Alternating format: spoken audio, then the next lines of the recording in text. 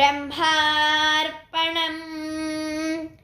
ఏకముఖ బ్రహ్మము అమ్మ ఏకముఖి ఓ వేదసఖి, ఏకత్వము చేర్పించి ఎరుకలో మమ్ముంచి 84 లక్షల జీవవలయం నుండి రక్షించి, ఎందు చూసినా నీవే దర్శనమిచ్చి ఏకాత్మగా మమ్ము నిలుపుతున్న బ్రహ్మమా నమో నమః.